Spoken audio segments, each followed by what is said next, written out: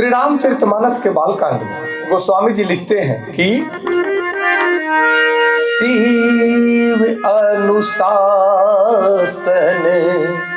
सुनि सब आए, प्रभु पद जलज शीस दीन्ह नाए, नाना वाहन नाना भेषा, नाना वाहन नाना भेषा, बिहसे शिव समाज निज देखा, बिहसे शिव समाज निज देखा। कहते हैं कि भगवान शिव जी की आज्ञा सुनते ही सब गण चले आए और उन्होंने स्वामी के चरण कमलों में सिर नवाया। तरह तरह की सवारियों और तरह तरह के वेश वाले अपने समाज को देखकर भगवान शिव जी हंसे। यह अद्भुत और दिव्य दृश्य है कि जहां भगवान के एक आदेश हुआ कि हजारों गण तुरंत उपस्थित हो गए। न कोई विरोध न कोई विलंब, सिर्फ श्रद्धा, समर्पण और प्रेम। इस भाव को समझने की आवश्यकता है कि जब अपने से बड़े आदेश दें तो उनके सामने समर्पित होना ही मनुष्य का परम कर्तव्य है। यह रामचरितमानस एक अत्यंत सुंदर सिद्धांत हमें सिखलाता है कि नेतृत्व, अनुशासन और आत्मस्वीकार का अद्भुत रहस्य आज हमें सीखने को मिल रहा है। क्योंकि नेतृत्व में अनुशासन होना चाहिए और अपनों में आत्मस्वीकार की भावना होनी चाहिए। तब परिवार, समाज, राष्ट्र, यहाँ तक कि विश्व संगठित होता है, एक साथ चलता है, सामंजस्य रूप में चलता है। यह चौपाई हमें बहुत ही सुंदर भाव को प्रकट कर रही है कि अपने विविध प्रकार के समाज को देख करके स्वयं भगवान शिव मुस्कुराते हैं। सबके अलग अलग वाहन हैं, भिन्न भिन्न वेशभूषा है। अपने समाज को देख करके, समाज की भिन्नता को देख करके, रंग बिरंगे समाज को देख करके भगवान शिव भी मुस्कुराते हैं। और यह दृश्य हमें सिखलाता है कि प्रकृति में कुछ भी सामान्य नहीं है, सब कुछ भिन्न भिन्न है। ये पांचों अंगुली भी बराबर नहीं है, परंतु इस सृष्टि में हर व्यक्ति का अपना अपना महत्व है, हर जीव जंतु का अपना अपना महत्व है। इसलिए कभी भी मनुष्य को, विवेकी मनुष्य कभी भी किसी में भेद नहीं करता। वो सबको एक्सेप्ट करता है, सबको हृदय से लगाता है और गदगद हो जाता है कि हे ईश्वर, हे परमेश्वर, कैसी सुंदर प्रकृति आपने रची है। वही भगवान शिव देख रहे हैं कि भगवान शिव के समाज में भूत, प्रेत, योगी, सिद्ध, गंधर्व, देवी देवताएं सब अलग अलग रूपों में, अलग अलग वेशभूषों में, अलग अलग वाहनों पे सवार होकर के बारात में चल रहे हैं। यह सुंदर दृश्य देख करके भगवान शिव भी गदगद हो रहे हैं, भगवान विष्णु भी गदगद हो रहे हैं और परमपिता ब्रह्मा जी भी गदगद हो रहे हैं। सब भिन्न भिन्न है, ध्यान देने की आवश्यकता है। परंतु भगवान शिव लजा नहीं रहे हैं। उनका सारा समाज है, वे सबको प्रेम करते हैं, वो सबको अपना समझते हैं, वे सबको हृदय से लगाते हैं। और आज स्थितियां बदली हैं। एक नौजवान बच्चा अगर किसी बड़े पोस्ट पे हो जाता है, बड़े धन दौलत को कमा लेता है, तब वही किसान का बेटा बड़ा अफसर बन जाता है, बड़ा आदमी बन जाता है। और वही उसका पिता बुजुर्ग जब हो जाता है और कभी जाता है अपने पिता अपने बेटे के पास में, तो वही बेटा शर्माता है, अपने अफसरों से, अपने बड़े लोगों से परिचय कराने में शर्माता है कि ये मेरे पिताजी हैं।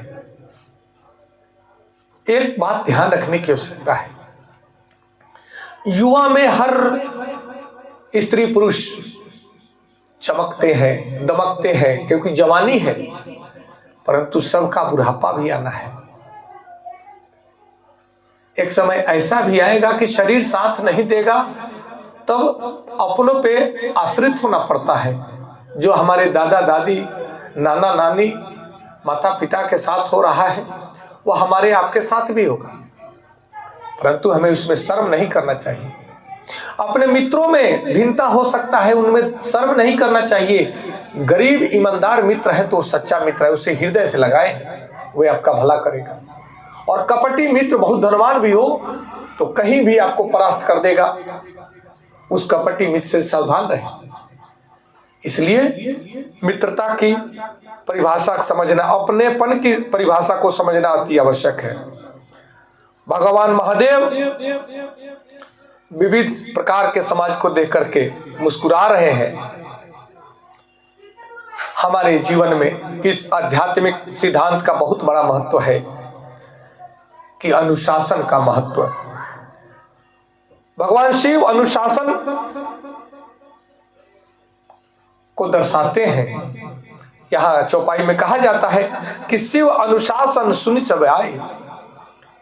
जहां प्रेम पूर्ण नेतृत्व हो वहां आदेश बोझ नहीं, प्रेरणा बन जाता है। भगवान शिव अनुशासन के साथ में रहना भी जानते हैं, मर्यादा के साथ में रहना भी जानते हैं, और अनुशासन के साथ में सृष्टि को चलाना भी जानते हैं। कहते हैं जीवन में माता पिता सद्गुरु के मार्गदर्शन में चलने पर जीवन में नित्य प्रगति होती है, क्योंकि वही प्रगति का मार्ग है। सफलता का पहला कदम है कि अहंकार का झुकना, अहंकार का गिर जाना। यह इसीलिए यह चौपाई का पद है कि प्रभु पद जलज शीस तिन्ह लाए, यानी सब दौड़ दौड़ कर प्रभु के आदेश पर अनुशासन में आते हैं और प्रभु के पद में पांव में सर झुका करके नमन करते हैं, अर्थात अहंकार का क्षय है।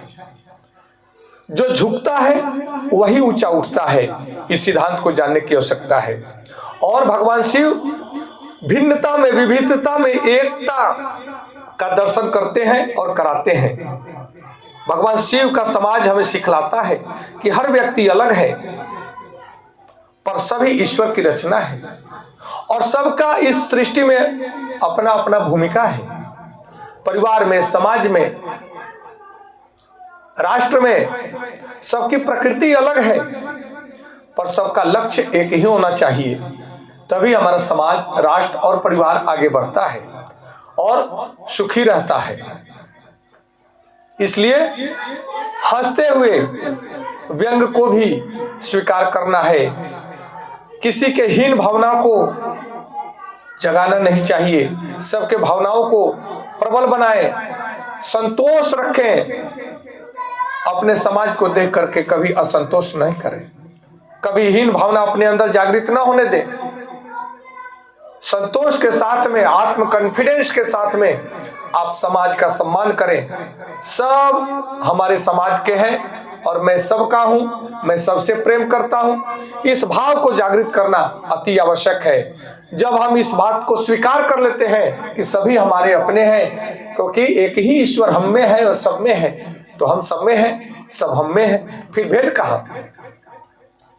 क्योंकि जीवन में परिस्थितियां चाहे जैसी भी आए, परिस्थितियों को स्वीकार करना है, मुस्कुराना है, परेशान नहीं होना है और विवेक बुद्धि से उन परिस्थितियों का समाधान करना है। यही आध्यात्मिकता है। अपने जीवन के लोगों को स्वीकार करें, जो भी लोग आपके जीवन में हैं उनको स्वीकार करें, उनका सम्मान करें, उनसे प्रेम करें, क्योंकि नेतृत्व में प्रेम रखें, कठोरता नहीं। कठोरता से परिवार भी नहीं चलता, प्रेम से ही परिवार, समाज और राष्ट्र चलता है। अनुशासन में रहना कोई पाबंदी नहीं है, वह एक साधना है जो आपको मर्यादा में रहना सिखलाती है, आपके जीवन को श्रेष्ठ बनाती है। इसलिए सदैव ही अपने संगठन को सम्मान दें, अपने परिवार को सम्मान दें।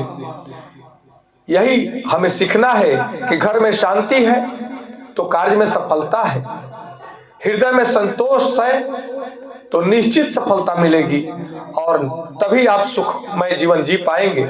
इसलिए मेरे प्रिय भाइयों बहनों, यह चौपाई हमें सिखलाती है कि अनुशासन से संगठन बनता है, समर्पण से शक्ति जागृत होती है और विविधता से सौंदर्य बढ़ता है और स्वीकार से मुस्कान आती है।